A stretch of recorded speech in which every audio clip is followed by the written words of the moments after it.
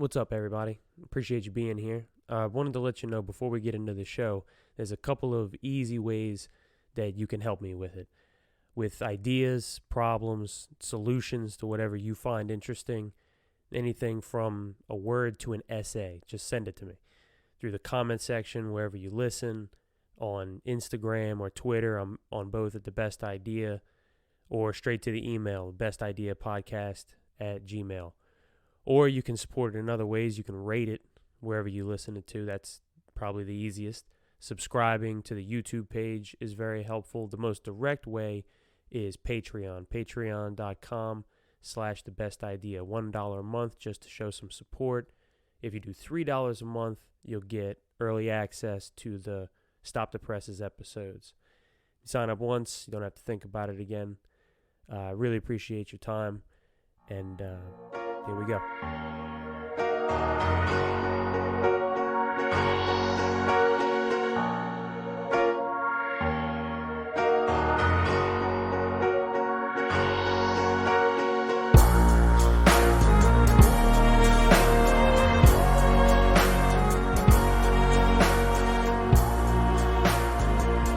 Welcome back, everybody. Best Idea Podcast. I'm Stephen Cochran. It's another Stop the Presses episode. And it was a month ago that Ghislaine Maxwell was sentenced, wasn't it? I mean, it's been a while. She's the one that worked with Epstein on trafficking kids. And I know one thing I was thinking when it was over with, I assumed she was guilty. She was found guilty of 4 out of 6 counts. I just assumed there'd be a list of names. It turns out that she was charged with and found guilty of trafficking to nobody, or just trafficking to Epstein. I mean, the charges were sex trafficking of a minor, enticing a minor to travel to engage in criminal sexual activity, transporting a minor with the intent to engage in criminal sexual activity, and 3 counts of conspiracy. Well, that's what she was charged with. She was acquitted on the charge of enticing a minor to travel to engage in illegal sex acts. But everything else, she was found guilty.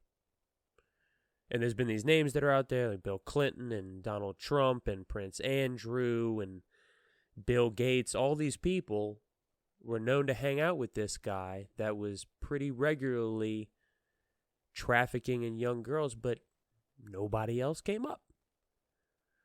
And to me, this is just the slam dunk. This is one of those trust factors that you can use for decades if you're the government.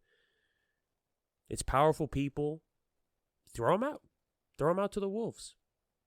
Out every one of them. I read recently that Maxwell's not fighting the release of these names. The judge has them.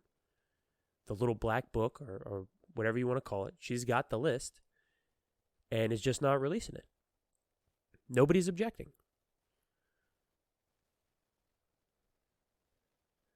At a time when trust in government is at an all-time low, you could at least throw the pedophiles under the bus.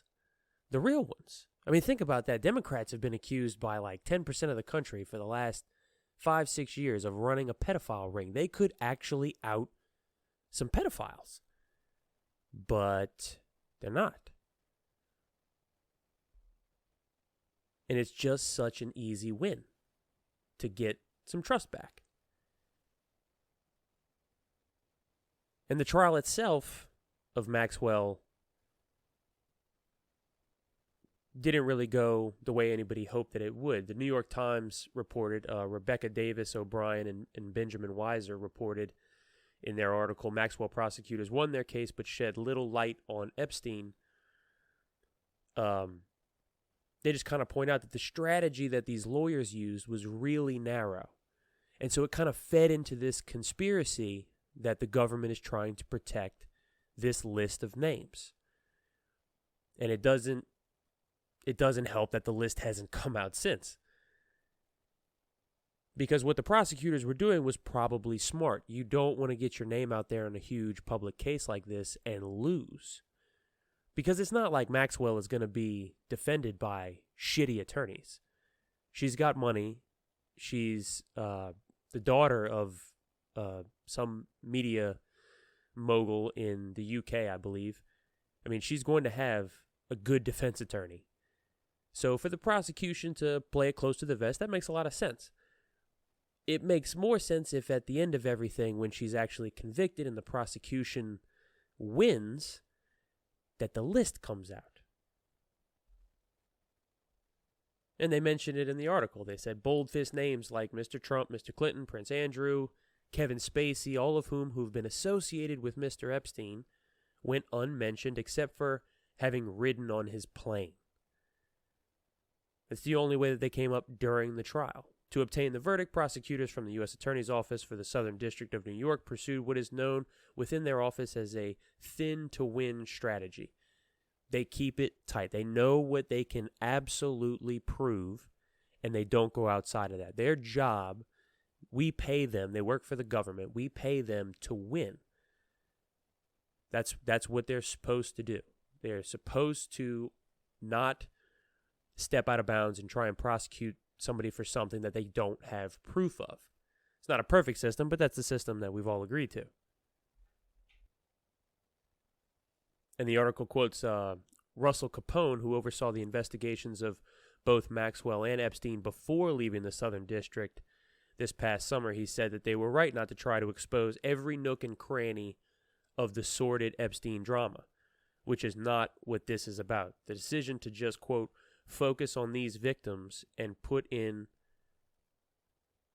a conceitedly thin case, he said, was the right call. Coupled with what he called an appeal to jurors' common sense.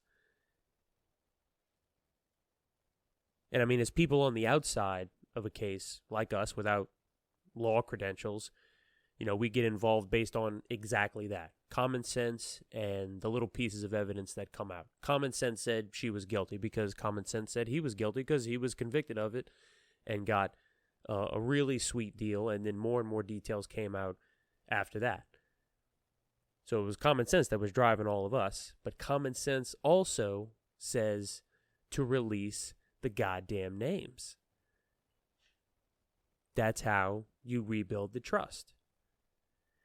And timing is everything. The time was a few weeks ago, but better late than never comes to mind. But timing is everything. Like, if you remember in the Jeffrey Epstein case, apparently the guy hung himself. And the security guards that were supposed to be watching him just didn't conduct their rounds. And after all that came out, they were going to be prosecuted for that. Those two security guards.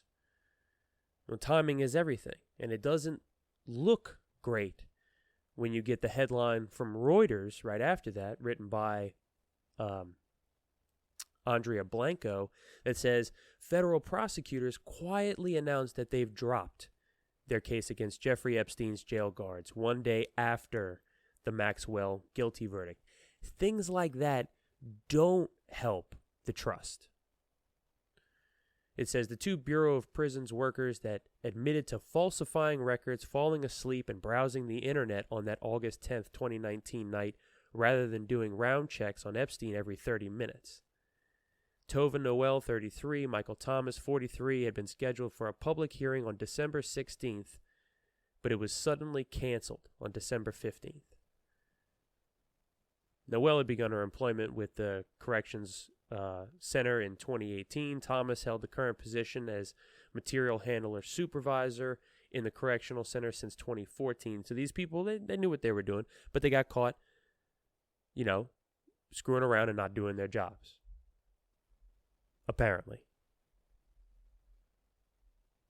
And they had these prosecution agreements where they were just going to get 100 hours of community service, and the case got dropped. They said Epstein was found hanging in his cell at the Correctional Center in 2019 while awaiting trial for sex trafficking. Epstein had been on suicide watch after he was found July 23rd, 2019, on his cell floor with bruises on his neck. He was taken off suicide watch about a week before his death. So they were supposed to be watching him every 30 minutes. Now, granted, the place that he was in was not known as being a model institution. In the winter of 2019, the power and heating failed. They had this report come out about the conditions inside that jail, commissioned in the aftermath, done by the Bureau of Prisons. And it was described as violent, filthy, and overcrowded and decrepit. Now, I've seen that description for a lot of federal prisons, but I'm just pointing that out. What I mean to say is that I don't know whether or not he killed himself. I don't know the names of the people that he would have given up if he would be alive right now and coerced to do so. With all those unknowns, it'd be nice if somebody working this case would put out the information that we have to answer some fucking questions.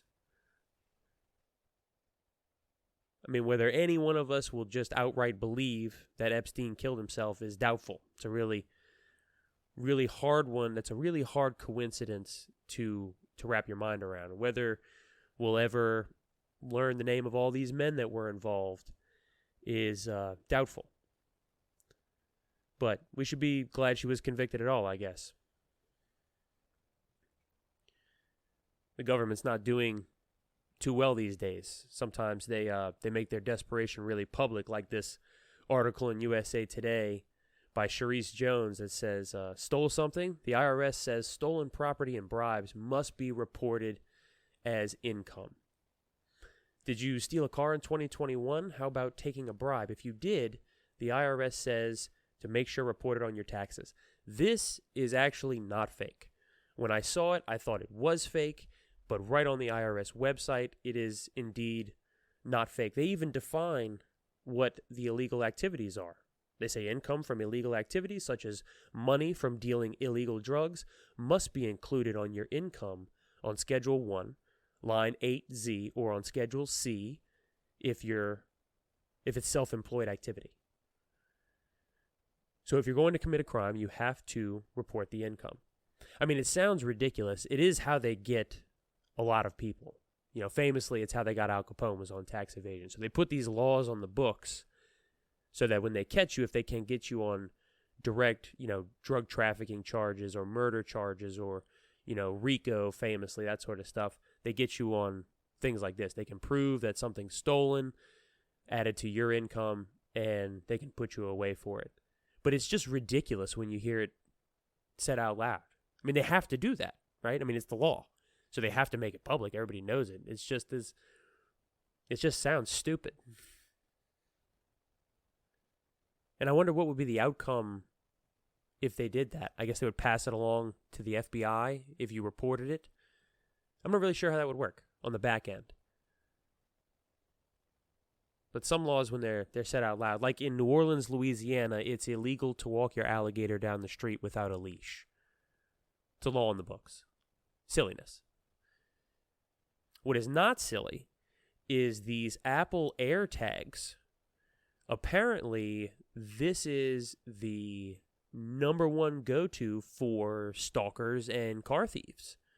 These Apple AirTags. I have an Android, so these are y'all's problems. Well, actually, apparently you're going to make it my problem too, but digitaltrends.com, this guy Michael Allison said Apple's AirTags potential as stalker tools have been taken full advantage of based on the stories that emerged over the past couple of weeks. The reports come shortly after the company rolled out an Android app that allows users to detect unknown AirTags on their person. So obviously, Android has to come in and clean up the mess that Apple is making. I mean, this is tale as old as time. You iPhone people are part of the problem. Most of that was sarcasm. But two such stories involve a man and a woman, both of whom reported AirTag trackers being detected in their cars. So this woman was working her shift and finds an Apple AirTag in her jacket pocket when she gets home. And the problem with these things is they work on this, Find My network, which is basically anybody that walks past your missing iPhone or Apple device, it sends a bing out, and then that's how you find the location of your lost item. Well, these AirTags work the exact same way, so the network is huge. So people just drop this in your shopping bag. Watch where your car is. The guy that they're citing here thinks that it was done because they were trying to steal his Dodge Charger. Somebody put an Apple AirTag on that. Now, it says in both cases, the worst was averted with Apple notifying the users that they were unknowingly being tracked by these AirTags. But here's the fucking catch, is both were unable to detect the AirTags by themselves. So now what, you have to rely on Apple to let you know? You know, the notifications themselves, it says, worked because they both had iPhones. The ones that Apple sends out. If you don't have an iPhone, though, they're not going to send you this. They can't. And if they had Androids, it says, you know, had they been using Android devices, they would have had to manually run a scan on the Tracker Detect app to find the unwanted AirTags or wait for 8 hours for the tags to chime on their own. But this chime is just like this really low little beep. You're not going to hear it unless you're really close or you're not doing anything at all. This guy that works for the Washington Post named Jeffrey Fowler reported on how easy it was to stalk people with AirTags earlier this year. He pointed out that Apple's audible alerts amounted to 15 seconds of light chirping. If you do any work with headphones, you're pretty much guaranteed to miss this. If you're being stalked by a partner or someone who lives close to you, the chirp might not even trigger because they're so close. Finally, the AirTag found moving with you notification that Apple sends out can be disabled without the PIN being entered for confirmation. So you think about, you know, people in a domestic abuse situation can be tracked all the time without their knowing. So all you got to do is get to their phone and turn off the notifications. If the notifications even go off. I have said for years that you find folks that use Apple devices are slowly ruining the world, and this is just another example. We Android people, left to clean up your mess. Apple creates a product, allows stalkers to track potential victims more easily, and we have to react. So, much appreciated. Now, to all my friends in Oklahoma, y'all are getting wild. Newsweek has one, says Oklahoma bill will pay parents $10,000 each day their nominated banned book remains in a library. So this comes as we've seen all these videos of these school board meetings with parents that are just seething with anger over the types of lessons that are being taught to their kids, some excerpts from certain books. Obviously, you can only tell so much from those videos, but there's obvious anger. And so as a reaction to that, the Oklahoma State Legislature says a proposed Oklahoma state law would allow parents to seek up to $10,000 each day of books kept in their child's library after it was nominated for removal. That part's important. Nominated for removal. The proposed law was introduced to the state legislature in December, would go into effect in the academic year of 22-23.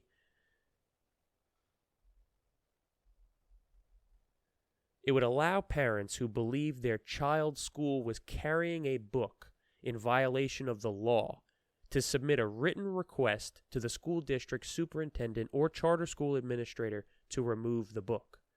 Violating books in question would be any items relating to, quote, the study of sex, sexual preferences, sexual activity, sexual perversion, sex-based classifications, sexual identity, or gender identity, or books that are of a sexual nature. That's straight out of the text for the bill. The study of sex, sex preferences, so straight couples too. You can't teach any lessons that involve heterosexual couples. Sexual activity, sexual perversion. So there we've nixed every religious school's talk about abstinence and masturbation and adultery, because all of that is sexual activity, sexual perversion, depending on what you call it. sexual identity, sexual-based classifications. So this law is writing out the ability to talk about even men and women. You couldn't even be a conservative arguing against the transgender movement out loud with this bill. So this is an extremely poorly written piece of legislation. So it says once the school receives the written request from a parent, you got 30 days to remove the books from circulation. I'm emphasizing this written request over and over again because that's all they have to do to get a book removed from a library. Think about that. All one person has to do is file a request, and if the book doesn't come down in 30 days, they may get $10,000 per day. It's hard to imagine a law that could backfire harder, and not even just backfire, just lead to, anybody with too much time on their hands. Just think of the people that you hear about, interact with in everyday life. Let's just imagine not all of them are the people that you'd want picking which books are in libraries, right? Not all of them, but every single one of them would have the ability to make this request. All it is a fucking request. So somebody puts in a request to remove any one of the classics because they all involve relationships between men and women, men and men, women and women. Like this, you see how this could just be pointed at any book by anybody. And this is, Oklahoma is a very conservative state. This is clearly an extremely conservative bill, but conservative books would be on the chopping block too. The entire Bible deals with sexual activity, sexual preferences. This is obviously like performative law, but it might actually end up being the case. And this is America. You're offering $10,000 per day. People are very entrepreneurial in that way, or opportunist, whatever you want to call it. The bill was introduced by a Republican state senator, Rob Standridge, who said in a statement, "Our education system is not the place to teach moral lessons that should instead be left up to parents and families. Unfortunately, however, more and more schools are trying to indoctrinate students by exposing them to gender, sexual, and racial identity curriculums and courses. My bill will ensure these types of lessons stay at home and out of the classroom," Standridge continued. What a waste of fucking time this sort of thing is. Listen to this fucking drivel. More and more schools are trying to indoctrinate students by exposing them to gender, sexual and racial identity cultures. Whatever happened to the idea that like kids are resilient? Even if your kid came across something that you think might, I don't even know, damage their psyche or something like that. It's just not as serious as this. It's just not worth doing this for. If you're a person that's still uncomfortable with your child being told that gay people exist and are as American as apple pie at this point in 2022, you need to work on you. But your kids are going to interact with many, many gay people in their lives, more than likely.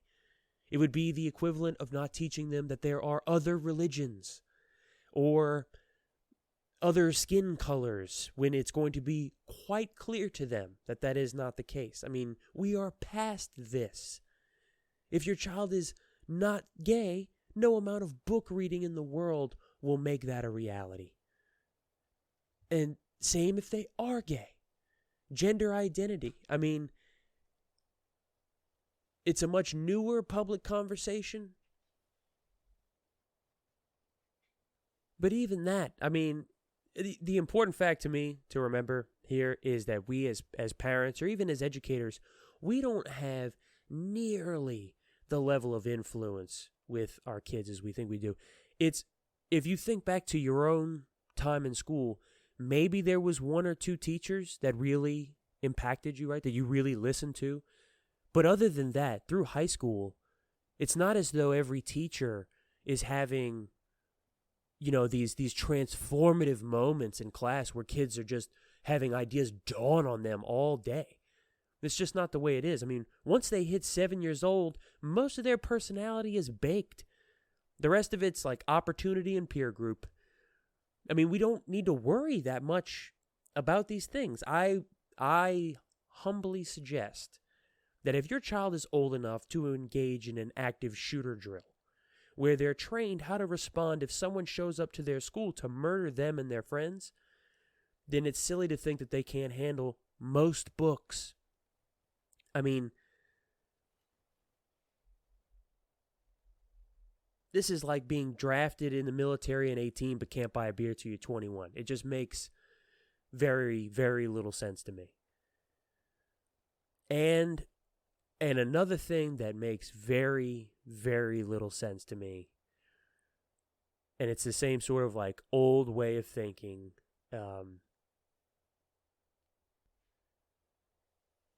is an article titled, Mississippi Governor Suggests He'll Veto Medical Marijuana Bill If Lawmakers Don't Reduce Purchase Limits. The governor of Mississippi is hinting that he might veto a medical marijuana bill that lawmakers have negotiated unless they sharply reduce the amount of cannabis it would allow patients to purchase. Governor Tate Reeves said on Facebook that he feels that 3.5 grams per day patient is too much, an eighth a day per patient. And the legislature should simply cut that amount in half to start the program and reassess after several years if more is needed. Okay. We all know that the country is slowly but surely working its way to legalizing marijuana. It's been a long time coming. Too many people just know what it is now. And like we were just discussing a moment ago, it's just not that big a deal. All the hysteria is gone. I mean, Louisiana just started selling weed plants to people that get a medical card. You have Alaska, Arizona, Montana, fully legal in Alaska. Utah even has medical weed now. And do you want to guess how easy it is to get those medical cards? It is comical how easy it is to get. But it should be. I mean, it's fully legal. Like, buy it for fun, fully legal, recreational, in 18 states. And they ain't all liberal states. And then we go back to Mississippi.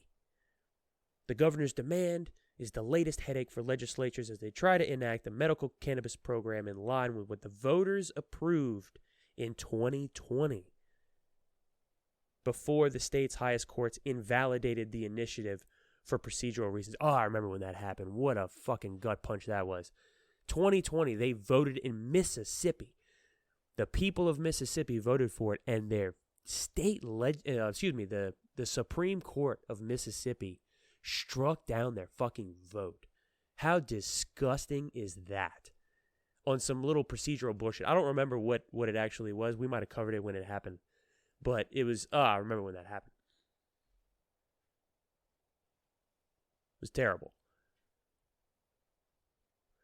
And so the governor said, I've repeatedly told the members of the legislature that I'm willing to sign a bill that is truly medical marijuana.